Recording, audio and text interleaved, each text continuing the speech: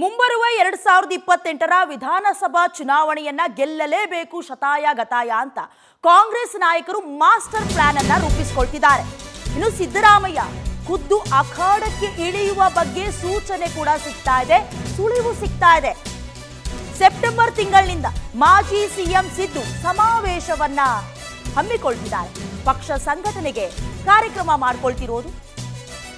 ಸಮಾವೇಶ, ರ್ಯಾಲಿ, ಸಭೆ, ಸಮಾರಂಭದ ಮೂಲಕ ಪಕ್ಷವನ್ನ ಸಂಘಟನೆ ಮಾಡೋದಕ್ಕೆ ಮುಂದಾಗ್ತಿದ್ದಾರೆ. ಡಿಕೆ ಶಿವಕುಮಾರ್ ಸರ್ಕಾರದ ಮೂಲಕ ಜನರನ್ನ ಸೆಳೀತಾ ಇದ್ರೆ, ಈ ಕಡೆ ಸಿದ್ದರಾಮಯ್ಯ ಪಕ್ಷದ ಮೂಲಕ ಮತ ಬೇಟೆಗೆ ಭಾರಿ ತಯಾರಿಯನ್ನ ನಡೆಸ್ತಿದ್ದಾರೆ. ಮುಂಬರುವ ಎಲೆಕ್ಷನ್ಗೆ ಮುಂದಿನ ತಿಂಗಳಿನಿಂದ ತಯಾರಿಯನ್ನ ನಡೆಸಲಾಗ್ತಾ ಇದೆ. ಈ ಮೂಲಕ ಮಾಜಿ ಸಿಎಂ ಸಿದ್ದರಾಮಯ್ಯ ಮತ್ತಷ್ಟು ಆಕ್ಟಿವ್ ಆಗ್ತಿದ್ದಾರೆ. ಈ ಹಿಂದೆ ಕೂಡ 2025ರಲ್ಲೂ ಇದೇ ರೀತಿಯಾದಂಥ ಸಾಧನ ಸಮಾವೇಶವನ್ನ ಮಾಡೋದ್ರ ಮೂಲಕ ಪಕ್ಷ ಸಂಘಟನೆಗೆ ಮುಂದಾಗಿದ್ದು. ಅದೇ ರೀತಿ ಮುಂಬರುವ ತಿಂಗಳಿನಿಂದ ಮಾಡೋದಕ್ಕೆ ಮುಂದಾಗ್ತಿರೋದು. ಇದೇ ವಿಚಾರಕ್ಕೆ ಸಂಬಂಧಪಟ್ಟ ಹಾಗೆ ಹೆಚ್ಚಿನ ಡೀಟೇಲ್ಸ್ ಅನ್ನ ಲೈವ್ನ ಮೂಲಕ ಕೊಡ್ತಾರೆ ನಮ್ಮ ಪ್ರತಿನಿಧಿ ರೂಪೇಶ್. ಮುಂಬರುವಂತ ಎಲೆಕ್ಷನ್ ಅನ್ನ ಗಮನದಲ್ಲಿ ಇಟ್ಕೊಂಡು ಕೈ ನಾಯಕರು ರೂಪಿಸ್ತಾ ಇರುವಂತ ಕೆಲವೊಂದಷ್ಟು ಅಂಶಗಳನ್ನ ಗಮನಿಸ್ತಾ ಇದ್ವಿ. ಇದಕ್ಕೆ ಸಿದ್ಧತೆ ಹೇಗಿದೆ ರೂಪೇಶ್?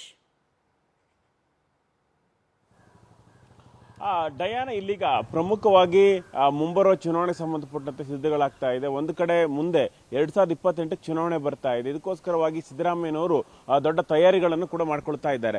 ಇಲ್ಲಿಗ ಒಂದು ಕಡೆ ಸಿದ್ದರಾಮಯ್ಯರ ಮೂಲಕ ಸಮಾವೇಶಗಳನ್ನು ಮಾಡಿಸ್ಬೇಕು, ಅದೇ ರೀತಿಯಾಗಿ ಸಮಾವೇಶಗಳು ಮಾಡಿಸ್ಬೇಕು, ಸಮಾರಂಭಗಳು ಮಾಡಿಸ್ಬೇಕು, ಅದೇ ರೀತಿ ವಿವಿಧ ಕಾರ್ಯಕ್ರಮಗಳು ರೂಪಿಸಬೇಕು. ಈ ಮೂಲಕವಾಗಿ ಸಿದ್ದರಾಮಯ್ಯನವ್ರನ್ನ ಆಕ್ಟಿವ್ ಆಗಿರಬೇಕು. ಹೀಗಾಗಿ ಅಹಿಂದ ಮತಗಳ ಕ್ರೋಢೀಕರಣ ಮಾಡಬೇಕು. ಇದು ಮುಂಬರುವ ಚುನಾವಣೆಗೆ ಲಾಭ ಆಗುತ್ತೆ ಅನ್ನುವಂಥ ತಂತ್ರಗಾರಿಕೆಯನ್ನು ಮಾಡಲಾಗ್ತಾ ಇದೆ. ಮುಂದೆ ಎಲ್ಲಾ ಚುನಾವಣೆ, ಯಾಕಂದ್ರೆ ಈಗ GBA ಚುನಾವಣೆ ಬರುತ್ತೆ, ಜಿಲ್ಲಾ ಪಂಚಾಯತ್, ತಾಲೂಕು ಪಂಚಾಯತ್ ಚುನಾವಣೆಗಳು ಬರುತ್ತೆ, ಅದೇ ರೀತಿಯಾಗಿ 2028ಕ್ಕೆ ವಿಧಾನಸಭಾ ಚುನಾವಣೆ ಕೂಡ ಬರುತ್ತೆ. ಹೀಗಾಗಿ ಚುನಾವಣೆಯಲ್ಲಿ ಗೆಲ್ಲೇಬೇಕು, ಎರಡೇ ಬಾರಿ ಅಧಿಕಾರಕ್ಕೆ ಹಿಡಿಬೇಕು ಅಂತ ಹೇಳಿ ಕಾಂಗ್ರೆಸ್ ಹೊರಟಿದೆ. ಹೀಗಾಗಿ ಸಿದ್ದರಾಮಯ್ಯನವರು ಸಾಕಷ್ಟು ಪ್ರಭಾವಿಯಾಗಿದ್ದು ಒಂದಿಷ್ಟು ಜನರನ್ನ, ಒಂದಿಷ್ಟು ಸಮುದಾಯಗಳನ್ನು ಕೂಡ ತಮ್ಮ ಜೊತೆಗೆ ಇಟ್ಟುಕೊಂಡಿದ್ದಾರೆ. ಹೀಗಾಗಿ ಅಹಿಂದ ವೋಟ್ ಬ್ಯಾಂಕ್ ಅನ್ನು ಸೆಳೆಯಬೇಕಾದ್ರೆ ಸಿದ್ದರಾಮಯ್ಯನವರು ಆಕ್ಟಿವ್ ಆಗಿರಬೇಕು. ಈ ಮೂಲಕವಾಗಿ ಸೆಪ್ಟೆಂಬರ್ ಇಂದಲೇ ಒಂದಿಷ್ಟು ಸಮಾವೇಶಗಳನ್ನು ಆಯೋಜನೆ ಮಾಡೋದ್ರ ಮೂಲಕವಾಗಿ ಒಂದು ಕಾಂಗ್ರೆಸ್ಗೆ ದೊಡ್ಡ ಮಟ್ಟಕ್ಕೆ ಜನರ ಮತಬೇಟೆಗೆ ಇಳಿತಾ ಇದೆ.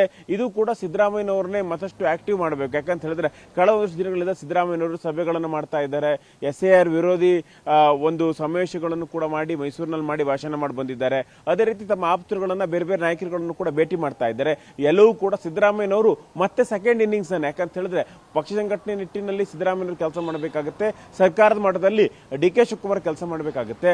ಪಕ್ಷ ಸಂಘಟನೆಯನ್ನ ಮಾಡೋದ್ರ ಮೂಲಕವಾಗಿ ಸಿದ್ದರಾಮಯ್ಯನವರು ಮತ್ತೆ ಪಕ್ಷಕ್ಕೆ ಕಾಂಟ್ರಿಬ್ಯೂಟ್ ಮಾಡಬೇಕು, ಈ ಪ್ರಯತ್ನದಲ್ಲಿದ್ದಾರೆ. ಹೀಗಾಗಿ ಚುನಾವಣಾ ತಯಾರಿ ಕೂಡ ಜೋರಾಗಿ ಮಾಡ್ತಾ ಇದ್ದಾರೆ. ಡಯಾನ, ಥ್ಯಾಂಕ್ ಯು ರೂಪೇಶ್, ನಿಮ್ಮೆಲ್ಲ ಡೀಟೇಲ್ಸ್ಗಾಗಿ.